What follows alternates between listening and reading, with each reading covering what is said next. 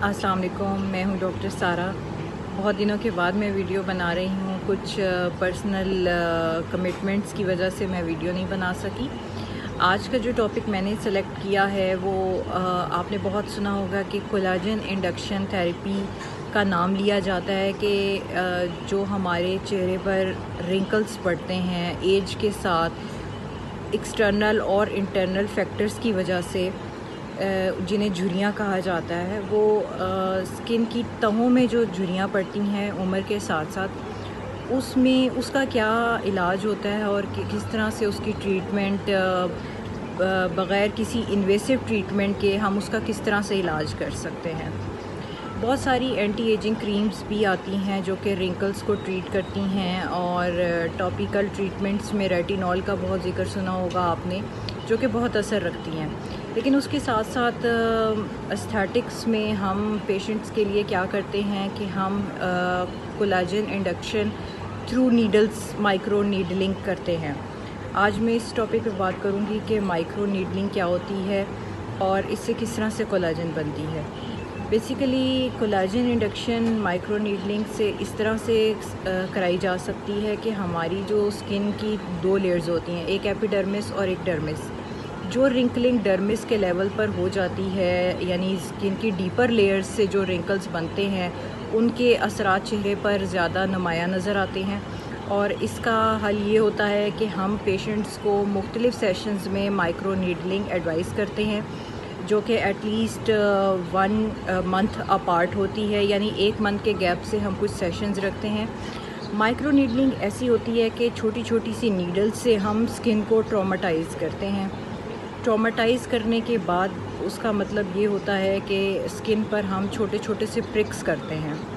Prix करने से skin जो है अपनी खुद ब खुद अपना काम करना इस तरह से शुरू करती है कि जिस्म पे जब भी कोई चोट लगती है तो स्किन का नेचुरल मैकेनिज़्म है, हमारे जिस्म में अल्लाह पाक ने ये निज़ाम रखा है कि वहाँ पर हीलिंग ऑटोमेटिकली शुरू हो जाती है।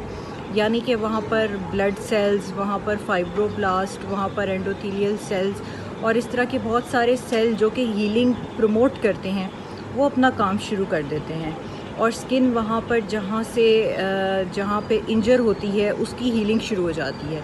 तो हम माइक्रो नीडलिंग के थ्रू थोड़ा सा स्किन को पंक्चर करते हैं, प्रिक्स करते हैं और स्किन वहाँ पर हीलिंग का काम शुरू कर देती है।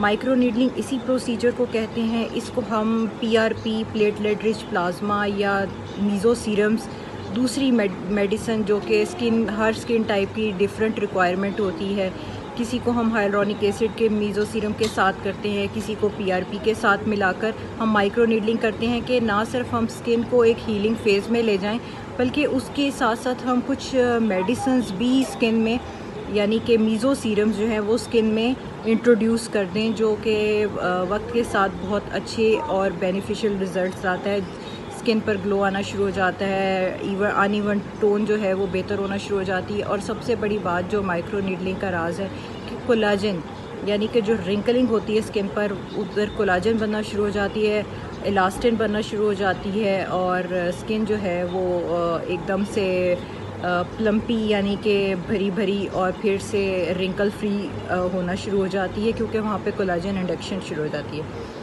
तो ये माइक्रो नीडलिंग का एक बेसिक मैकेनिज़्म है। लोग बहुत पूछते हैं कि माइक्रो नीडलिंग क्यों की जाती है और इससे कोई स्कारिंग तो नहीं होती है।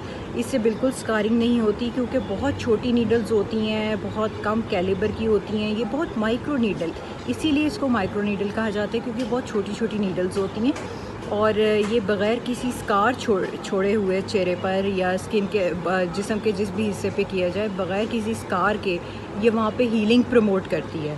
तो हीलिंग के काम के साथ साथ जो स्किन रिजुविनेट होती है, नई स्किन ग्रो करती है, कोलाजन बनती है और एक रिफ़्रेशिंग सी लुक आना शुरू हो जाती है। और इसके बाकायदा सेशंस लेने के साथ साथ जो लोगों को बहुत ज़्यादा रिंकलिंग का इशू होता है या अनइवन स्किन टोन का होता है, वो बड़े अच्छे रिज़ल्ट्स देखने को मिलते हैं। मेरी ऐसी यूज़फुल वीडियोस देखने के लिए आप मेरा पेज लाइक कर सकते हैं, फॉलो कर सकते हैं, सब्सक्राइब कर सकते हैं, मुझसे क्वेश्चन कर सकते हैं। Thank you very much.